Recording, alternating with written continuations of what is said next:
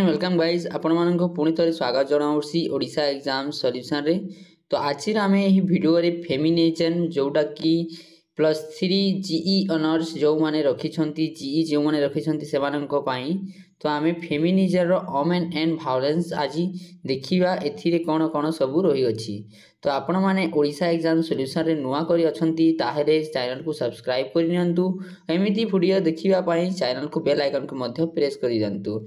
आज आम यही वीडियो रे नारी ओ हिंसा कौन ता बाबद रे जानिबा एवं नारी हिंसा काहाकू कहा जाए और नारी विरुद्ध रे हिंसार प्रकार भेद what is women's violence and type of violence against women's. तो प्रथम करी जानिबा एथिरे नारी हिंसा काहाकू कहा जाए। फास्ट इंट्रोडक्शन टा देबे आपण माने ना नारी हिंसा काहाकू कहा जाए। तो एथिरे नारी हिंसा कहिले साधारणतः नारी मानक उपरे करा जाउथिबा अत्याचार को बुझाए जो नारी माने पुरुष मानक अपेक्षा कम सुविधा सुजोग सहित से माने शारीरिक मानसिक यौन संबंधी क्षेत्र में समस्या सम्मुखीन होती आम लिंग भित्तिक हिंसा कही था ना। नारी हिंसा कहले कौन बुझ ना नारी मानक अत्याचार करा जाउथिबा जो से शारीरिक क्षेत्र होना कि मानसिक एवं यौन संबंधी क्षेत्र में से बहुत अत्याचार मिली थाए। तो आम नारीवाद फास्ट पढ़ी कि नारीवाद कौन नारीवाद को ही आम कह नारी बाबद जो जो अत्याचार करा जाए ताहाकू नारी हिंसा बोली आम कही था। तापर जानिबा यार लिंगी भित्तिक हिंसा कौन ना ये गोटे आउट ऑफ जोड़ा कि आम पढ़ा यहाँ ना गोटे आउट ऑफ क्वेश्चंस ना यहाँ को भी आप जारी रखिए ना यहाँ भी केवे केवे एग्जाम रे आसी जाए। तापर लिंगी भित्तिक हिंसा क्या कह जाए ना लिंगी भित्तिक शिक्षा आम लिंगी भित्तिक हिंसा कहले साधारणतः बुझाए जे कौनसी कार्य जहाँ नारी को शारीरिक मानसिक यौन संबंधी क्षेत्र प्रभावित करे कारण यह से नारी अटे। तो एमान को विभिन्न क्षेत्र अत्याचार करा जाउथिबा को आम लिंग भित्तिक हिंसा बोली कही था ना। लिंग को भित्ति करे ना पुरुष नारी मध्य पार्थक्य रखी जो हिंसा करा जाए से ताहाको आम लिंग भित्तिक हिंसा बोली कही था। तापर देखिबा नारी हिंसार पृष्ठभूमि ऐतिहासिक पृष्ठभूमि देखिबा। तो नारी हिंसा ऐतिहासिक पृष्ठभूमि अवैज्ञानिक कारण केतेक हिंसा यथा बलात्कार यौन शोषण एवं घर हिंसा सामाजिक प्रथा अंधविश्वास आदि द्वारा सामना को आसी थाए। तो नारी हिंसा गोटे अवैज्ञानिक ना एक कौन वैज्ञानिक कारण ना किंतु यह गोटे ऐतिहासिक अटे जार आम आग काल भी देखी आसुचे नारी मानक किपरि अत्याचार करा जाए से केवल घर काम ही सीमित रखा जाउथिला और से कौन गोटे प्रगति को आग को जीवाई से कौन अधिकार दिया न जाउथिला। तापर देखिबा आमे रमन आईन अनुसार रे कौन सब जो नारी मानक ऊपर अत्याचार करा जाउथिला ताको देखिबा। तो रमन लो अनुसार जड़े व्यक्ति नारी सत्वित्व परीक्षा करिया पाई निआरे पोड़ी देवाकू मृत्युदंड देवाकू मध्य पछाउ नथिले ना। से माने जो रमन आईन कौन कह जाइछि ना से माने निजस्व नारीर सतीत्व मतलब सती को परीक्षा करने से निआरे ताकू पोड़ी देउथिले। आपण माने रामायण रे कथा भी शुणिथिबे जो राम भगवान सीता मान गोटे अग्नि परीक्षा नहीं थिले से भली से मध्य आम ई भारत संस्कृति मध्य चली आसुअछि।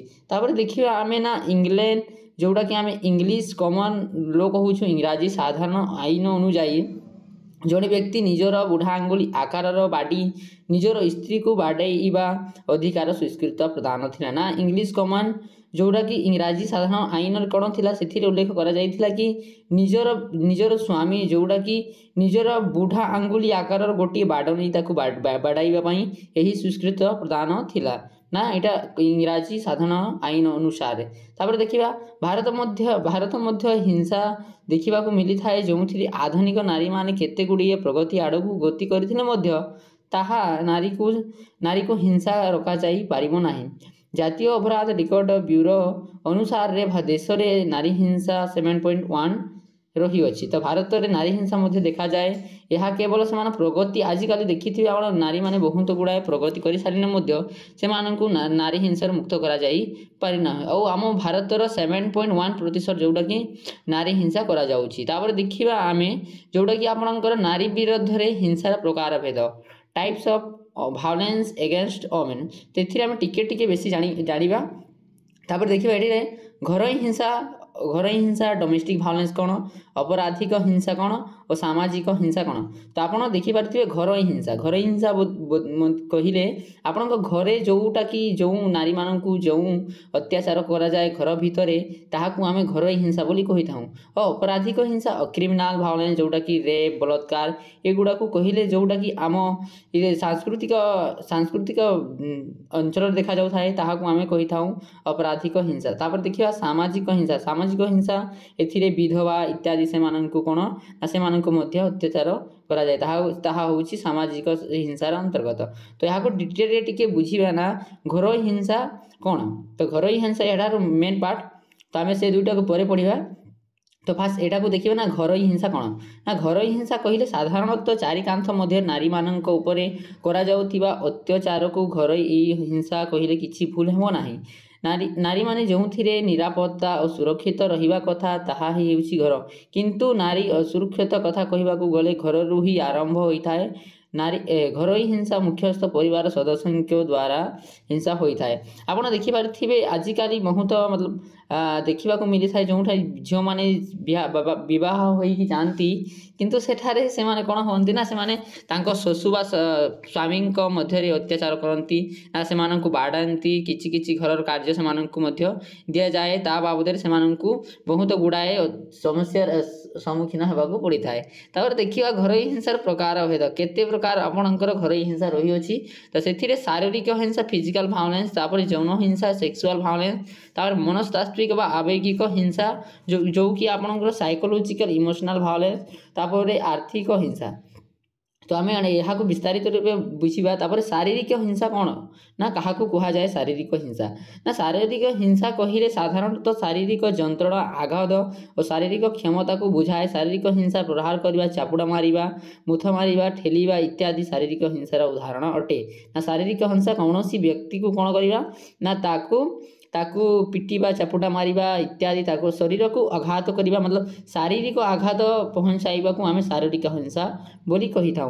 तापर देखिबा यौन बा सेक्स भायोलेंस कौन जेते बेले जणे अन्य जन को बल प्रयोगर उभय द्वारा व्यवहित कराई किंबा हथियार देखाई शारीरिक संपर्क रखा बाध्य करे ताहाको आमे यौन हिंसा कही था। ना एथिरे कौन ना आमे ब्लैकमेल करी काहाको आमे निजर शारीरिक संपर्क रखा चेष्टा करूँ ताहाको आमे यौन हिंसा बोली कही था। जेपरी एथिरे प्रथम होउछि बलात्कार ना झील मानक आजिकल पिला माने थांती से माने यौन शारीरिक संपर्क रखा जबरदस्ती करती एवं एथिरे आपण देखिपारे जोटा कि तांकर सहमति न थाए असहमति से यौन बा शारीरिक संपर्क रखा चेष्टा करती।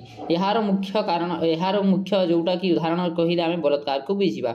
जड़े व्यक्तिर इच्छा विरुद्ध में यौन क्रिया लिप्त कराइबा प्रक्रिया केवल यह जना व्यक्ति सहित होई न थाए यह मध्य जनाशुना व्यक्ति मध्य होता है।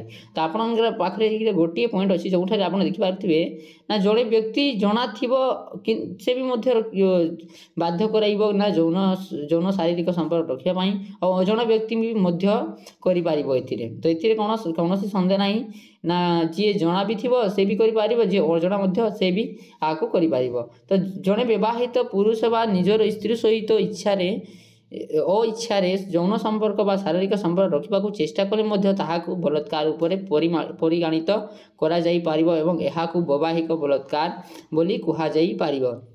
ना कौन जदि से गोटे पुरुष तार स्त्री सहित जदि इच्छा न हुए सो इच्छा शारीरिक संपर्क रखा चेष्टा कले आमे कौन कहवा ना एहाकू वैवाहिक बलात्कार बोली कही पारिबा।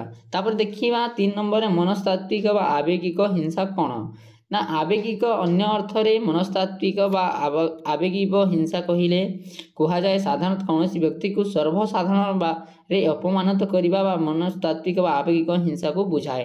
ना एथिरे आमे मनस्तात्विक आवेगिक हिंसा कहले कौन व्यक्ति को आत्मा सम्मान को आमे कौन ताको क्षति पहुँचाइबा।